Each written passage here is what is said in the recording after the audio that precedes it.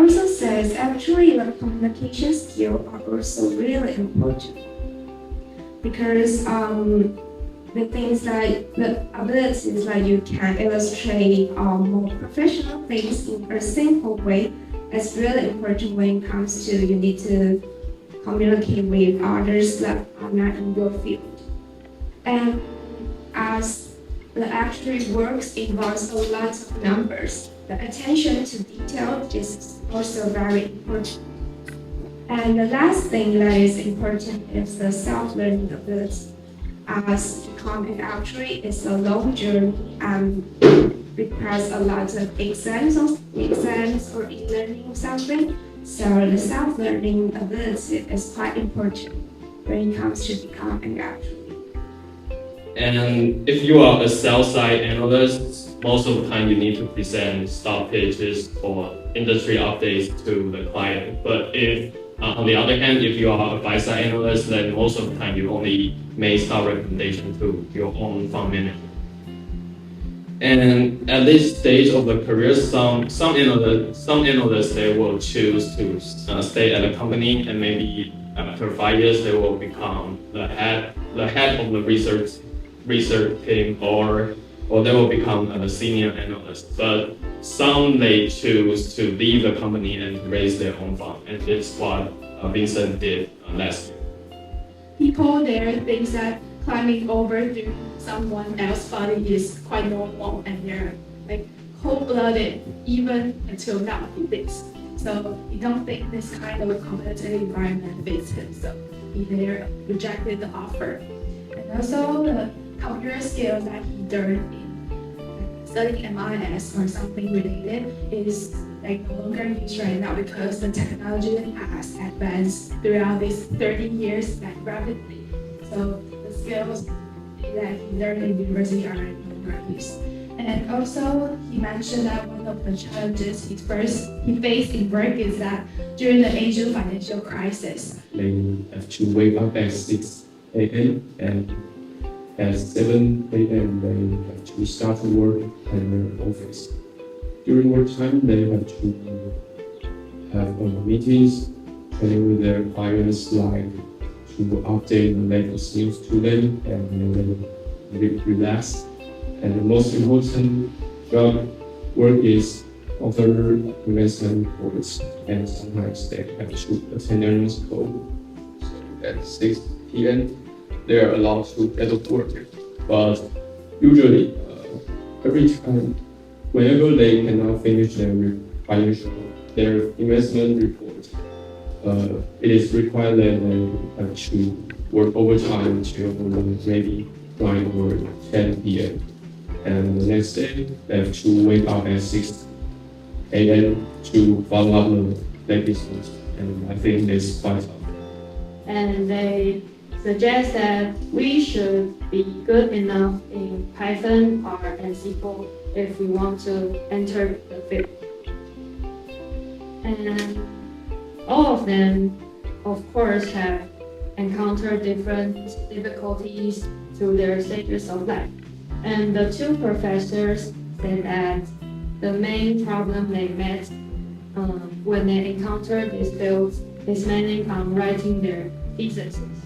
And as for Mr. Zhang, since he graduated from the business administration department, he later found out that his dream job requires more ability on programming languages. The biggest similarities between among these four jobs is that their core target are all solving business problems, and the biggest difference is their ability of coding. Since that data scientists need to build up models or design experiments, so they need a more advanced ability of coding ability. And for data analysts, they also need to use Python or SQL to do data analysis, so they also need the ability of coding. But for business analysts or data product manager, I think data visualization and the storytelling skills, how they explain the data, is more important for them. So it's like a trial and error time that you can have as a student. And also she mentioned that you have to be well prepared anytime, because when she was an intern in KPMG, and sometimes she will have job. Yeah, because she's the intern, so it's possible that she don't have job anytime.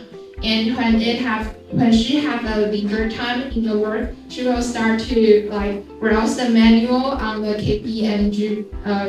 KPMG page. Yeah, so when the workers in the auditing team and ask her if she can do this data or if she can use this app, then she can be very confident and say yes, because I had read manual and every workers in KPMG are very astonishing about this point.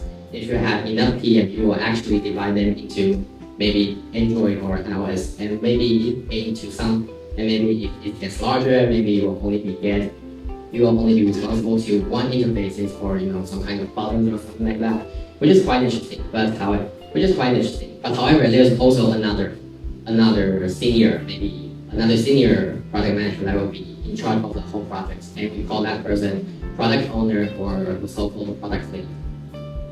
And among all those experiences, you should show your ability in collaborating and also communicate, because that's a huge part for UI or UX designer. And then he also mentioned to break market assumptions, because he think that all of my questions kind of revolve around how to fit in the market. But he suggested that maybe I should focus on what I like, and after I found my interest, I combine the relevant skills. And then after I have the skills, I look for the job that suits me instead of to fulfill the market needs. So Jiaxun to manage the inventory, for example, she has to think of how to minimize the inventory to make room for the next quarter products. And then she also should focus the future product demand based on the historical data and market trend, and also maybe some seasonal factors. I also wonder what soft skills and hard skills to conduct them in my future. So I asked 3 of the interviewees about this, but my finding is that they told me that soft skills are better than hard skills, because hard skills can develop after I jump into the job, but the soft skill is about your characteristic and the atmosphere you appear. So they think that soft skill matters.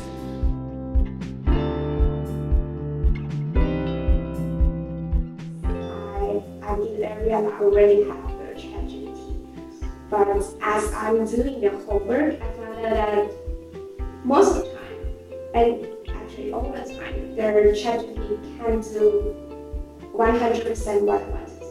So I still need, then I can give it a rough idea like what is the functions or like libraries that you can use, but a lot of time I can't do all the work by yourself. So I still during the process, I still need to understand what the function do, and why is that opportunity to use this function.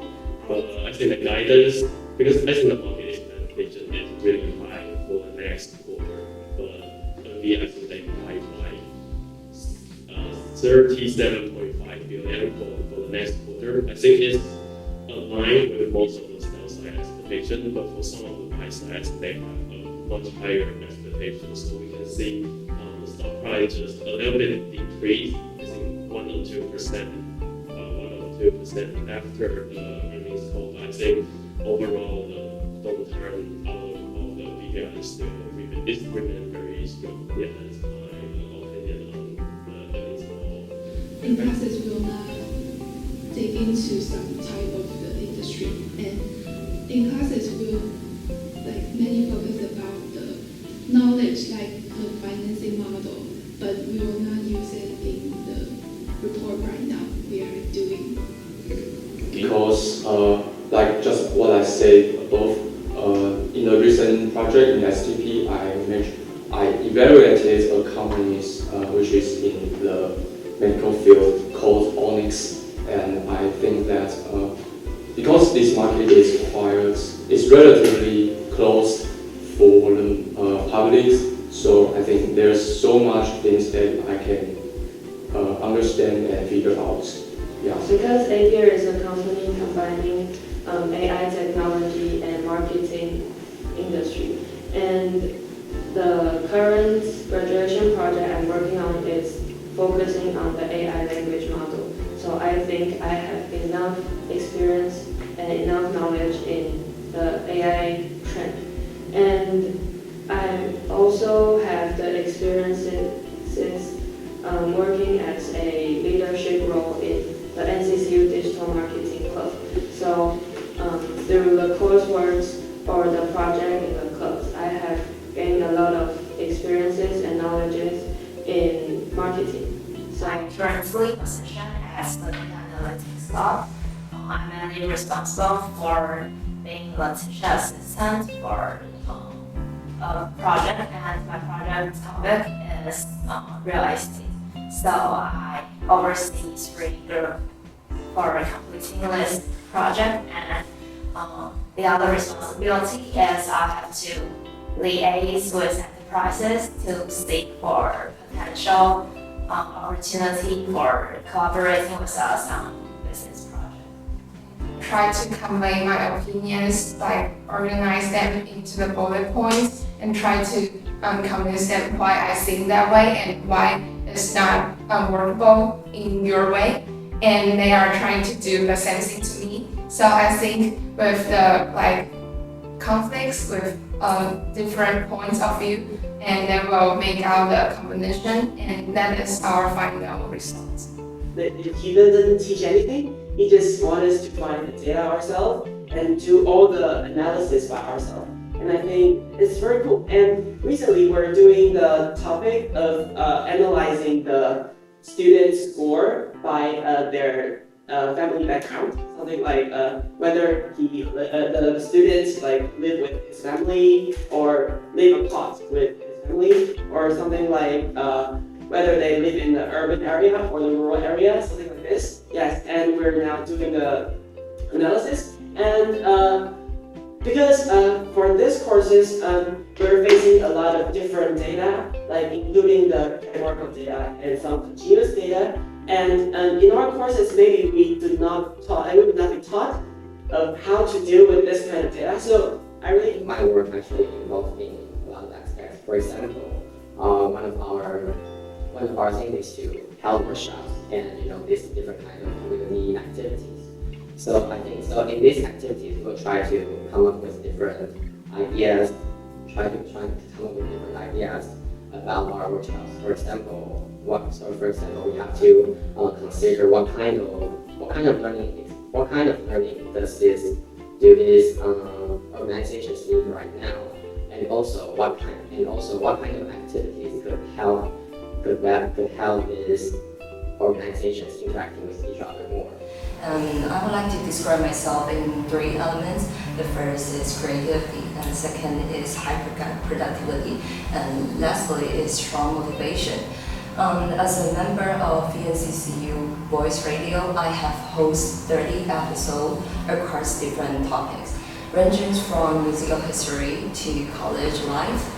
And also I produced over 10 news articles with an average of 200 views per news. Because this is my first internship in my career. So, and also this is a big company in Singapore, but it has small branches in Taipei. So when I entered the company, I always impressed by its corporate culture and the company's environment, because it's located on Catholic site in 41 floors. So I think it's very beautiful and have many beautiful scenery. And during my internship in OCBC, I have to prepare daily and monthly financial statement, and the routine work is to use Excel and use PPT to update the data.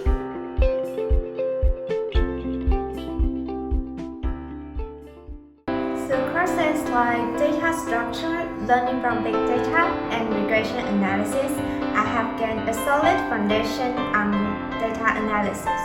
And also, I'm experienced in programming languages such as Python, R, and Java, in which I have been used in the projects that involving data processing, visualization, and model implementation. And these skills equip me to handle the technical demand of this internship.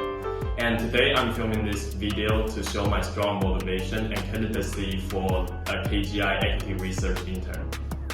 First of all, I have 3 internship experience related to equity research. And during this experience, I have learned different research methodology, and I also learned how to build financial models to estimate companies' future profit. And I also learned how to persuade fund manager to buy in my investment thesis, and all of which are very important for being an equity research analyst.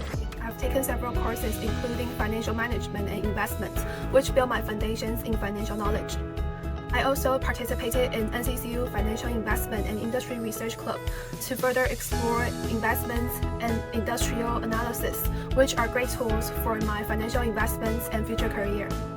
Besides financial knowledge, I joined NCCU FinTech program to gain knowledge of technology applications in finance. I have analyzed financial statements across several industries such as shipping, automotive, and cement. Currently, as part of the STP training program, I'm conducting a market research on medical device industries in America for Onyx, and developing a comprehensive product strategy for them. And I'm also good at basketball. Have you ever wondered what it takes to turn raw data into impactful strategies? Well, I'm the one to answer this question. Hi, my name is Claudia Huang. I'm always up for a challenge, and I thrive on finding insights in hidden data. Due to my passion for analysis, I'm now seeking an opportunity to apply my skills in data analyst internships. As a student of Management of Information Systems, double major in digital content and technologies, I'm all about exploring the intersection of data and creativity. My primary skills include data analysis, visualization, and programming. I have great passion for the data field and strive to turn data into actionable insights and strategy. As a fast learner, efficient manager, and analytical thinker, I am confident in my ability to excel in challenging environments and believe these qualities make me an ideal candidate for a master's degree in data science. So with my great passion in statistics and math, I dig deeply into both of them and make them part of me. I participated in research project with Professor Hong Zhiyi and Wu Hanming in probability, random process, and statistics.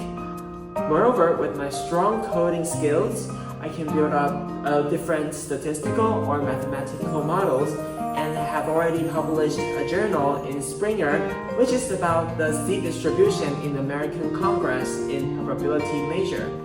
I was an intern in 2 different social organizations, Teach for Taiwan and Impact Hub Taipei. In my internship, I learned how to specify the needs of different clients and stakeholders, and also learned how to design different marketing strategies. But most importantly, I learned how to implement design thinking and put my innovative ideas into practice. Always, I'm also able to use fluent English, analyze data in Google Analytics, and also do some simple graphic designs using Adobe Illustrator. With my knowledge, skills, and experience, I believe I could be the best choice if you're looking for someone that is passionate in making the world a better place and also not afraid of trying out new things. I'm Ray, an explorer from National Tianjin University, and thank you, sincerely, for watching my video today. Besides academic work, I'm also a member in Google developer groups on campus and NCCU, where I got the chance to have hands-on experience on real-world projects. I hope my ability to research user needs, improve usability, and also collaborate with cross-functional teams. What set me apart is my ability to bridge the gap between creativity and technology, from designing user flows to ensuring front-end visibility. I thrive on collaborating with diverse teams to deliver impactful solutions. Besides, I also produce 10 news articles, each averaging 200 views, and I learned to turn my curiosity into tangible contents. Additionally, during my time as a campus ambassador for Teach for Taiwan, I collaborated with my teammates to produce a podcast series. I mainly hosted the second episode, including content creation, script writing, and marketing planning, and I successfully conveyed the TFT mission to the audience. For extracurricular activities, I joined the collaborative club to deepen knowledge of industry, new trends, and macroeconomics. I also firmly believe in giving back as one can. In Loving Care Association, I took care of children with autism and planned a one-day schedule with them. I also a team member of the volleyball team in my department, where I learned to work as a team member on the court. These experiences enhanced my empathy and teamwork skills.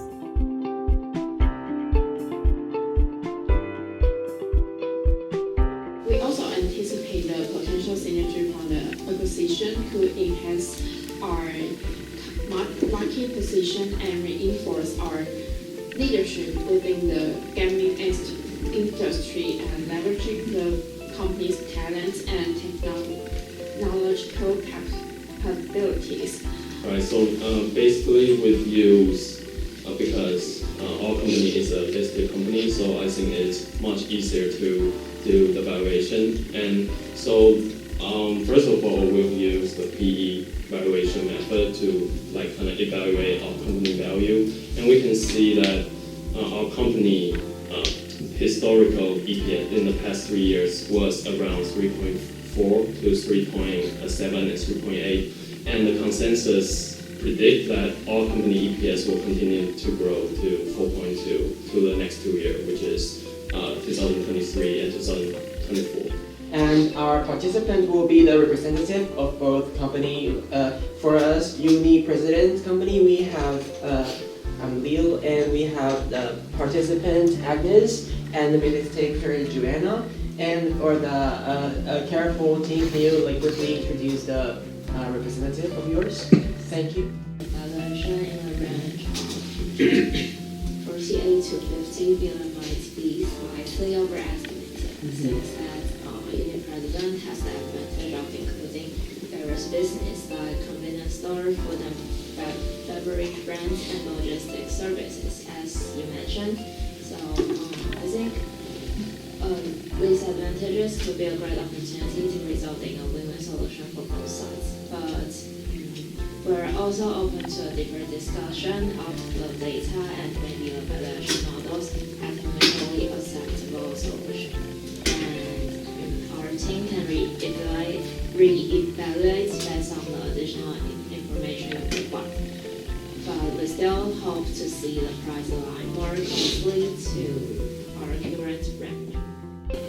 Through this acquisition, our primary focus will be expanding and integrating sales channels by combining Carrefour's supermarkets and hypermarkets with Uni President's convenience store, dining, and department store. I think we can altogether create a really comprehensive retail ecosystem. I think with integration, we'll cover all major sales formats from small-scale convenience stores to large hypermarkets. Have the shopping experience in our market before, and the O2O strategy, the O2O strategy in our company integrates the online ordering and inline pickup, so it enhances the customer experience and it can cater to the customer's demands. For the first discussions, we have just the bidding price, and Carrefour stands firmly on the 48 billion to 52 billion and highly emphasize the market positions and the profitability of the company, right?